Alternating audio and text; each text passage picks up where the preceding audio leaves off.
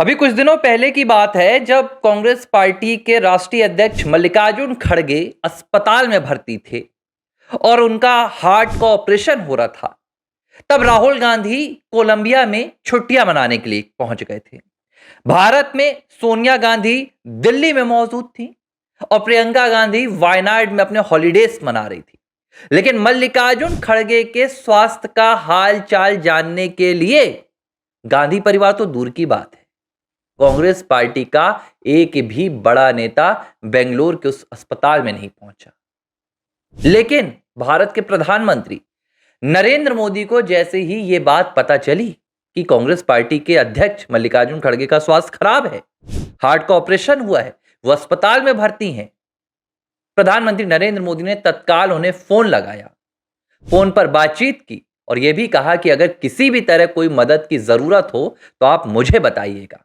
और बाकायदा इसके बाद उन्होंने ट्वीट भी किया और देश को भी बताया। आज मैं दोबारा ये बात आपको क्यों सुना रहा हूं? क्योंकि ये वही मल्लिकार्जुन खड़गे थे जिन्होंने प्रधानमंत्री नरेंद्र मोदी को काला नाग, रावण, बिच्छू और ना जाने कौन कौन से शब्दों से नवाजा था, घृणा वाले शब्दों से। लेकिन बावजूद उसके प्रधानमंत्री नरेंद्र मोदी ने सहिष्णुता का परिचय दिया और एक भारत की जो लोकतांत्रिक राजनीति की मर्यादा होनी चाहिए उसका नजारा पेश किया। लेकिन जब इसी कांग्रेस पार्टी के एक सांसद जो कांग्रेस वर्किंग कमेटी के सदस्य हैं, सीडब्ल्यूसी के मेंबर हैं, पूर्व केंद्रीय मंत्री रह चुके हैं, शशि थरूर, भारत के एक पूर्व उप प्रधानमंत्री, भारत के पूर्व गृह मंत्री, भारत के पद्म विभूषण सम्मान से सम्मानित और भारत रत्न से नवाजे जाने वाले लाल कृष्ण आडवाणी को उनके 98वें वर्ष के जन्मदिन के मौके पर शुभकामनाएं देते हैं। उनके लिए सोशल मीडिया पर एक ट्वीट करते हैं। लाल कृष्ण आडवाणी के साथ शशि थरूर अपनी फोटो साझा करते हैं तो पूरी कांग्रेस पार्टी की नींव हिल जाती है। और जो जानकारी निकलकर सामने आ रही है, जो रिपोर्ट्स निकलकर सामने आ रही हैं, उनमें बताया गया कि गांधी परिवार ने विशेष तौर पर नाराजगी जाहिर करते हुए शशि थरूर के इस पोस्ट पर आपत्ति जताई है। और गांधी परिवार ने यह तक कह डाला कि भाई शशि थरूर आखिर किसकी पार्टी के सदस्य हैं, वो भाजपा के हैं या कांग्रेस के हैं, पूरी कहानी क्या है और क्यों शशि थरूर को इस बात के लिए अब शर्म महसूस कराई जा रही है क्योंकि उन्होंने एक ऐसे व्यक्ति के जन्मदिन की बधाई दे दी है जिसका योगदान भारत में राम मंदिर निर्माण के लिए माना जाता है। नमस्कार, एबीसी हिंदी न्यूज देख रहे हैं आप और सबसे पहले मैं आपसे एक छोटा सा समर्थन मांगूंगा। अगर आपने इस चैनल को अब तक सब्सक्राइब नहीं किया है तो तुरंत जाइए सब्सक्राइब के बटन पर क्लिक कीजिए क्योंकि एबीसी हिंदी इस राष्ट्र की दहाड़ है और हम राष्ट्रवाद की दहाड़ आप तक पहुंचा रहे हैं। 8 नवंबर को भारत के पूर्व उप प्रधानमंत्री यानी कि लाल कृष्ण आडवाणी का 98वां जन्मदिन था। और देखिए, यह भारत की राजनीति में एक सामान्य चीज है, चाहे आप पक्ष में हो या विपक्ष में हो। इसे एक राजनीतिक वो आप कह सकते हैं, एक लिहाज से एक सम्मान है कि आप किसी भी पार्टी में हो, आप किसी भी विचारधारा में हो, लेकिन जब आपका जन्मदिन आता है या एक दूसरे से मुलाकात करते हैं तो राजनीतिक विचारधाराओं को दरकिनार कर एक दूसरे के सम्मान में अभिवादन करते हैं। यही काम डॉक्टर शशि थरूर ने भी किया। उन्होंने बाकायदा अपनी एक पुरानी तस्वीर लाल कृष्ण आडवाणी के साथ साझा की और 8 नवंबर को उन्होंने लाल कृष्ण आडवाणी के जन्मदिन पर 4 लाइन लिखी जिसमें उन्होंने कहा कि भाई जिस लिहाज से उन्होंने अपना पूरा जीवन देश की सेवा के लिए लगा दिया, जनसेवा के लिए लगा दिया, उनकी विनम्र शैली वो कभी नहीं भुलाई जा सकती। लेकिन जन्मदिन की एक इस बधाई पर पूरा कांग्रेसी और पूरा वामपंथी कुनबा आग बबूला हो गया।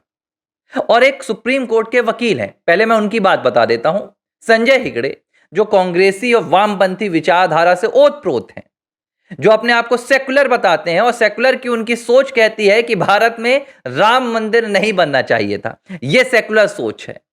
वो कहते हैं कि शशि थरूर ने एक ऐसे व्यक्ति की जनसेवा को याद किया जिसे घृणा का बीज पैदा करने के लिए याद किया जाता है। क्यों? क्योंकि उनका मानना है कि जो 1990 में लाल कृष्ण आडवाणी ने सोमनाथ से अयोध्या तक के लिए रथ यात्रा निकाली थी। वही रथ यात्रा बाद में बाबरी के विध्वंस की कहानी लिखती है। इसलिए भाई उनके योगदान को देश में याद नहीं किया जाना चाहिए, उन्हें जन्मदिन की बधाई नहीं दी जानी चाहिए। लेकिन ये भूल गए संजय हेगड़े कि भाई लाल कृष्ण आडवाणी कौन है। वो भारत के सबसे लंबे कार्यकाल तक गृह मंत्री रहने वाले नेता थे। बाद में अमित शाह ने यह रिकॉर्ड तोड़ा। सबसे लंबे कार्यकाल तक विपक्ष के नेता की भूमिका निभाने वाले नेता थे। साल 1927 में अविभाजित भारत के कराची में उनका जन्म हुआ था। बावजूद उसके वो भारत के एक ऐसे नेता बने जिन्होंने भारत की राजनीति को एक नई दिशा और दशा देने का काम किया। राज्यसभा के सदस्य रहे, लोकसभा के सदस्य रहे। अगर मैं राजनीतिक उनके अचीवमेंट्स की पूरी सूची बनाऊं तो पूरा गांधी परिवार भी इस सूची में कहीं ना कहीं पीछे हो जाएगा। बाकी तो और जो उनके योगदान है वो तो है ही।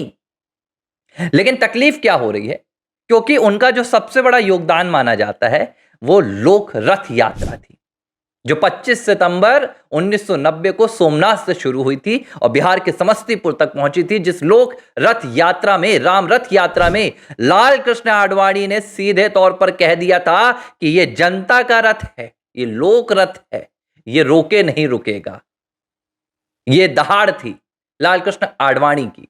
लेकिन अब इससे भी एक दिलचस्प बात आप सुनिए। जो जवाब शशि थरूर ने दिया वो जवाब जाकर गांधी परिवार के सीने पर चुभ जाएगा। शशि थरूर ने संजय हेगड़े को क्या जवाब दिया? शशि थरूर ने कहा कि देखिए, अगर आप एक एपिसोड को लेकर एक राजनेता की पूरी जिंदगी आंकेंगे तो फिर आपको यह भी याद रखना होगा, अपने नेहरू की चीन वाली गलती को भुलाया है। हमने इंदिरा गांधी की 75 में इमरजेंसी वाली गलती को भी भुलाया है। और अगर एक एपिसोड को ही याद किया जाना है तो फिर याद रहे कि 62 में भारत के साथ क्या हुआ था और उसके लिए जिम्मेदार कौन था। सीधे तौर पर शशि थरूर ने, जो चीन ने भारत पर, अक्साई चीन पर कब्जा किया था, भारत की सैकड़ों एकड़ की जो जमीन गई थी वर्ग किलोमीटर की, उसके लिए जवाहरलाल नेहरू, जो भारत के पहले प्रधानमंत्री थे, उनको जिम्मेदार ठहराया। और यह बात सच भी है। 1962 में अगर भारत ने यह युद्ध चीन के साथ हारा था तो उसका जो पूरा जिम्मेदार था वो भारत का उस वक्त का नेतृत्व था। और यह बात अमेरिका से लेकर इंग्लैंड तक के कई उस वक्त के पत्रकारों ने की है।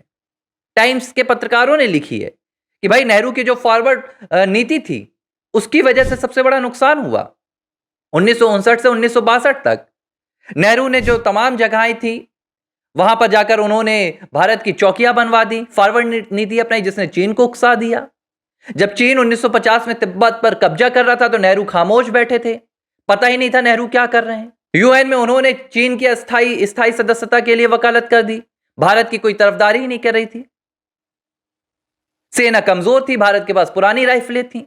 बहुत ऐसे कारण निकल कर आते हैं। तो ये तो शशि थरूर ने याद दिलाया कि अगर ये बात है तो फिर भुला दो आप नेहरू के अगर कोई योगदान भी है तो। और सत्ता की लालच में कैसे इंदिरा गांधी ने 75 में देश को इमरजेंसी का जो अभिशाप दिया था उसके दाग तो आज भी नहीं धुले हैं। लेकिन इसके बाद कांग्रेस पार्टी के प्रवक्ता हैं पवन खेड़ा, उनकी भी इस विवाद में एंट्री होती है।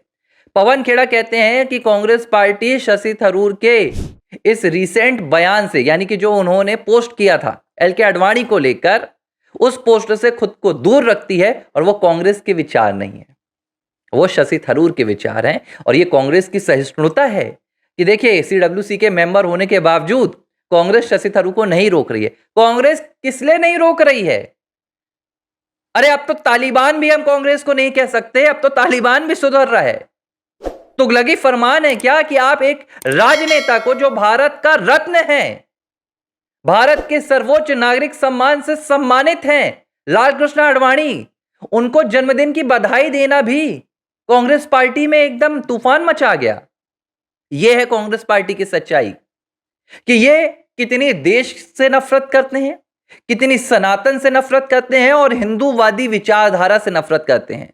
अब मैं अगर इसको एक सामान्य शब्दों में कहूं तो देश की 79% आबादी से नफरत करते हैं। 2 दिन पहले यही बयान आ रहा था कांग्रेस पार्टी के नेता का, रेवंत रेड्डी का, मुख्यमंत्री तेलंगाना कांग्रेस तो मुस्लिम है, मुस्लिम ही कांग्रेस है, मुसलमान ही कांग्रेस, माला जप रहे थे, दुआएं कर रहे थे। आज वही पार्टी के एक नेता ने लालकृष्ण आडवाणी को जन्मदिन की बधाई दी तो इन्हें बाबरी विध्वंस याद आ रहा है। सवाल ये उठता है कि राजनीतिक शुचिता कांग्रेस पार्टी कितनी खत्म करेगी। आपके विपक्ष के नेता हैं, वो देश के प्रधानमंत्री के लिए तू तड़ाक वाली भाषा का इस्तेमाल करते हैं। आपके विपक्ष के नेता प्रधानमंत्री की मां के लिए अपने मंचों से गाली दिलवाते हैं। आपकी मां है सो राहुल गांधी की, सोनिया गांधी, वो पीएम मोदी जब गुजरात के सीएम होते थे उन्हें मौत का सौदागर कहती थी। आपके पार्टी के अध्यक्ष उन्हें बिच्छू कहते हैं। बावजूद उसके सोनिया गांधी अगर अस्पताल में जाती हैं तो पहला फोन भारत के प्रधानमंत्री नरेंद्र मोदी को जाता है। देखिए, ये एक विराट व्यक्तित्व की बात होती है। कोई राजनीतिक कटुता नहीं, विचारधारा से लड़ाई है, व्यक्तित्व से लड़ाई नहीं है। मल्लिकार्जुन खड़गे का इसीलिए मैंने उदाहरण दिया। जब अस्पताल में भर्ती थे तो पीएम मोदी ने उन्हें फोन लगाया। अभी संजय राउत, उन्होंने कहा कि उन्हें गंभीर बीमारी हो गई है, 2 महीने वो राजनीति से दूर रहेंगे। प्रधानमंत्री नरेंद्र मोदी ने 6 घंटे के भीतर संजय राउत को उनके स्वास्थ्य के लिए कामना की। और यही संजय राउत थे जिन्होंने कहा था कि वो बाबर और औरंगजेब की तरह प्रधानमंत्री नरेंद्र मोदी की कब्र खोद देंगे। लेकिन ये देखिए, राजनीतिक कटुता एक दल की तरफ से नजर नहीं आती है, लेकिन दूसरा दल राजनीतिक विचारधारा को भी इस तरह से महसूस करता है कि भाई देश का ये जो एक बहुत बड़ा राजनीतिक दल है या इसके जुड़े नेता हैं, इन्हें या तो देश में नहीं रहना चाहिए या इन्हें देश से खत्म कर देना चाहिए। 98 वर्ष अपने आप में एक उम्र का एक ऐसा आंकड़ा होता है जहां कोई भी पहुंचता है तो उस उम्र का एक सम्मान होता है। बाकी आप उनकी चर्चा तो छोड़ ही दीजिए कि उन्होंने जिंदगी भर क्या किया। इस उम्र में आने के बाद व्यक्ति किसी भी अपनी पुरानी रंजिश को भी भुला देता है। लेकिन ये गांधी परिवार है। राम मंदिर की वो चोट आज भी गांधी परिवार के दिल में इतना दर्द दे रही है कि उन्हें लालकृष्ण आडवाणी 98 वर्ष की उम्र में भी अपने दुश्मन के तौर पर नजर आ रहे हैं। और शशि थरूर जैसे नेता, अब कुछ उदाहरण यहां पर देखिए, शहजाद पूनेवाला ने दिया। मैंने उनकी बात को देखा, उन्होंने बहुत अच्छी बातें की। पूनेवाला ने कहा कि एक तरफ भारतीय जनता पार्टी है, आप देखिए कि तमाम विपक्ष के नेताओं को मौका देती है कि जाइए ऑपरेशन सिंदूर पर दुनिया भर में तहलका मचा दीजिए। यह होता है एक विश्वास। ठीक है, आप कांग्रेस पार्टी के हैं, आप दूसरे दल के हैं, लेकिन हमें भरोसा है कि आप देश के नागरिक हैं और आप देश की बात रखेंगे। शशि थरूर गए थे, मनीष तिवारी गए थे, अरे एआईएमआईएम के मुखिया असदुद्दीन ओवैसी चले गए थे। यह सोचिए, भेजने वाला कौन था? प्रधानमंत्री नरेंद्र मोदी, भारतीय जनता पार्टी। सुप्रिया सुले गई थी, अभिषेक बनर्जी गए थे, कौन नहीं गया था? डीएमके से कनिमोझी गई थी। एक तरफ ऐसा आपको व्यवहार मिलता है और दूसरी तरफ जन्मदिन की बधाई भी आपके लिए नासूर हो जाती है। और यही मुझे लगता है कि कांग्रेस पार्टी के पतन की वजह बन रही है। जहां आप राष्ट्र के विकास को मुद्दा नहीं बनाते हैं, आप अपने विकास को मुद्दा बनाते हैं। चूंकि कांग्रेस पार्टी इस वक्त हाशिए पर आकर खड़ी हो गई है तो हमें देश का भी विरोध करना है और देश के सम्मानित नागरिकों का भी विरोध करना है। बहरहाल शशि थरूर का यह जवाब अब कांग्रेस पार्टी के दर्द में नमक छिड़कने वाला काम कर रहा है। एबीसी हिंदी न्यूज, आज ही जुड़िए हर खबर के साथ।